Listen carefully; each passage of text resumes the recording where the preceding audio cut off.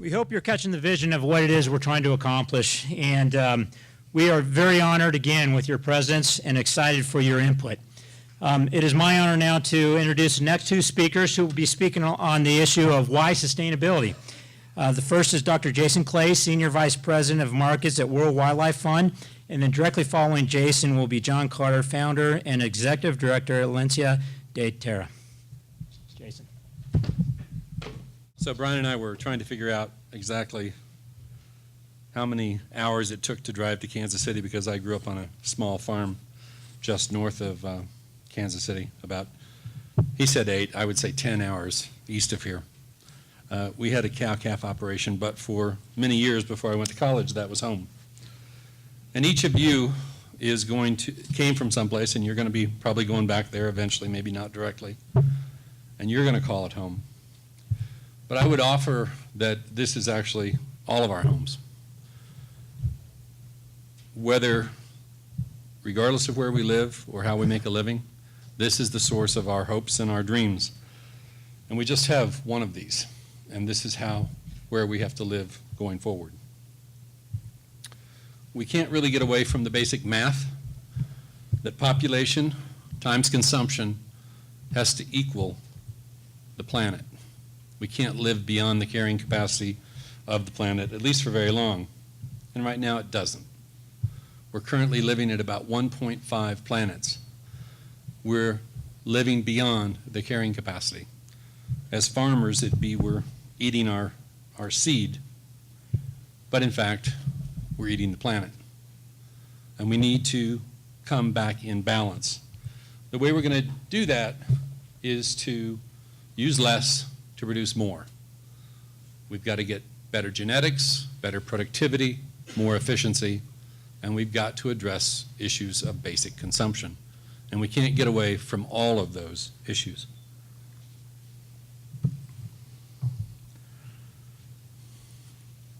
So the footprint of ranching and agriculture. Globally, today we use about 33% of the land area of the planet. But if you throw in deserts and lakes and rivers and mountains and streams and ponds, you're up to about 58%. And if you throw in national parks, you're up to 70%. So that means we've got about 30% left. But for the last 10 years, on average, we've increased the amount of land we use for food by 0.6% a year. We're encroaching on natural habitat. If we did that for the next 40 years, by 2050, we would use 24% of the remaining 30% of the land that's left, if you do the math. There won't be much biodiversity. There won't be many ecosystem services. If we care about those things, we've got to get how we produce food right and where we produce food right.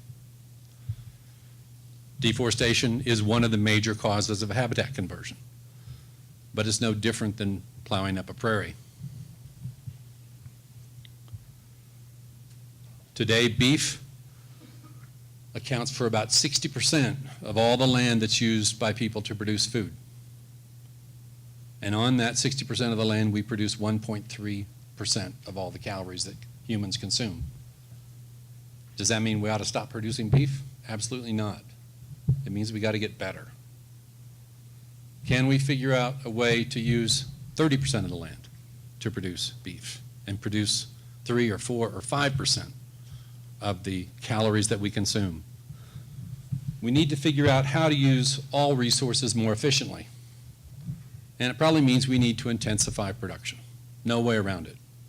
And I'm not just talking about CAFOs here. We need to learn how to do CAFOs better, how to intensify production, but we also need to know how to intensify grass-fed operations. There are many ways to do things better, and we need to start learning from each other in order to realize them. And it's not just about land, it's also about water. We're just now beginning to realize that the limits to growth on this planet may actually be more about water than about land, as we're coming up against some really hard realities. 70% of all the water we use on the planet is used to produce food. That's more than twice as much of everything else combined. This is actually from prior to the rise of biofuels and prior to climate change and certainly prior to more people living on this planet. Today we use about 1 liter of water for every calorie that we produce. A little more here, a little less there, but on average it's 1 for 1. We got to figure out how to produce 2 calories with half a liter of water. It's not beyond us. People know how to do it in every single industry. Every single industry needs to get better. And that was then and now. Going forward, it's going to get more complicated. By 2050, we're going to have 9 billion people, most scientists think, or even 9.1 billion. They're going to have 2.9 times as much income. May be hard to believe today with our economy, but that's what most of the trends are suggesting. Consumption's going to double. Animal protein is going to increase at a relatively faster pace because when people have more income, they want more animal protein. It's not all going to be beef, but some of it is. We know in China that it was actually about pork. We think in India it's going to actually be about eggs, but everywhere it's going to be about something, and it's going to be about producing more with less. What we do know is that impacts that are acceptable today, however we might each define those individually or separately or differently, those impacts are not going to be acceptable with 9.1 billion people. We're going to have continuous improvement. We're going to have to get better at what we do in order to survive. We think we need to freeze the footprint of agriculture. We think we probably need to produce twice as much with every input, twice as much on the current amount of land that we use, twice as much with each meter of water, twice as much with each pound of nitrogen, twice as much. If we're going to address the fact that we're living beyond the carrying capacity, we may even have to go a little bit beyond twice as much in order to restore parts of the planet. So in this context of living on a finite planet moving forward, is food too expensive? Price of food's going down just at the same time when natural resources are becoming scarce. That's kind of odd. 1 billion people can't afford food today on this planet. Doesn't mean it's not there, but they can't afford it. Half of that 1 billion people are farmers who can't feed their own families. So in this context, should consumers have a choice about sustainable products? Or is sustainability perhaps a pre-competitive issue that we all depend on getting right? Everybody depends on having raw materials. Every company, every producer, every consumer. And if it's a pre-competitive issue, then we need to work together to address it. That means that companies need to work together. Producers and companies need to work together. NGOs and researchers need to work together. NGOs and companies need to work together. In fact, entire value chains need to work together, all the way from the producers to the retailers. It's in groups like this that we need to explore risks, opportunities, and incentives, and get it right. But it's going to come after a lot of discussion. The question is, what's the risk of doing nothing? There's strength in diversity. We're all in this together, even though we don't always agree. And that's actually a good thing. In nature, diversity is a good thing.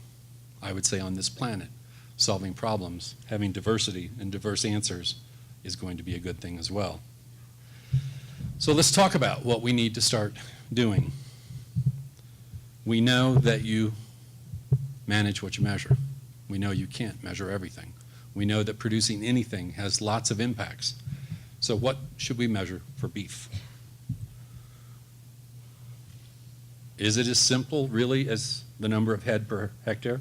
On the farm I grew up in, we actually had head, or sometimes even able to carry more than 1 head per acre. That's about the only thing we beat most of the rest of you on. We measure our land in acres, not sections. But we could also look at kilos of meat per hectare.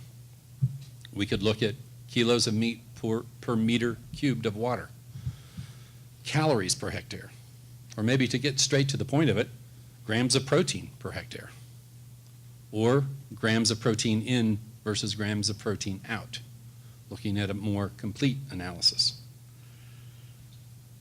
CO2 equivalents, greenhouse gases, etc., per kilogram of meat. What about human rights violations, debt bondage or slavery?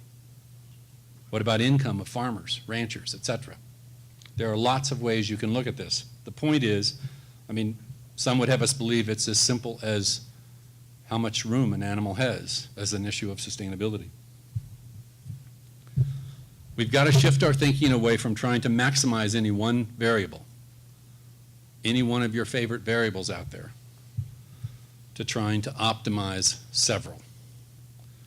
And what we need to do is to begin to agree on what those several are. What's the consensus about the key issues that we need to focus on?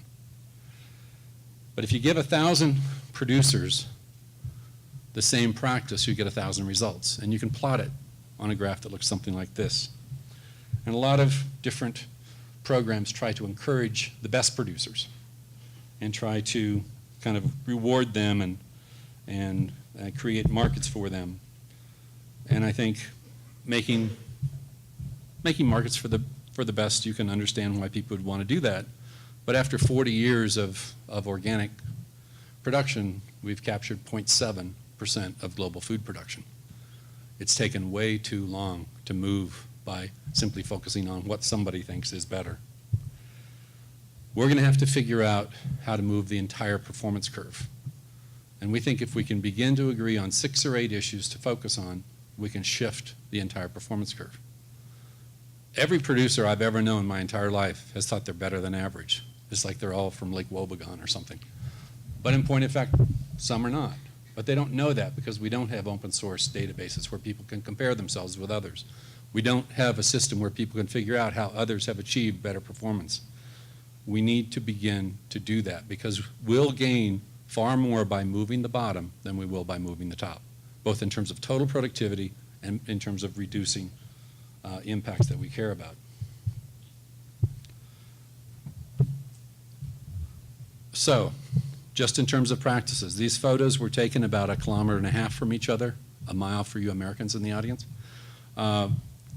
Same rainfall, same soil, same species, absolutely the same of everything, taken the same day, the picture, but one produces 4 times more cattle and beef than actually 6 times more beef, 4 times more cattle, and more wildlife than the other, and it's all about management. So to make beef production more sustainable, we've got to start focusing on data. We need science-based, measurable outcomes. Practices are great as a means to an end, but practices are not an end in themselves. We can't focus on one thing. We can't focus on everything. So what are the 6 to 8 key issues that we need to begin to focus on? And we need to build consensus in groups like this, starting out to begin to do that. And where we have disagreements, let's support research to try to fill in the gaps. You can find a peer-reviewed article to say anything you want to say about anything today. So getting to the truth may be a little more complicated than that, but we can do it, I'm sure.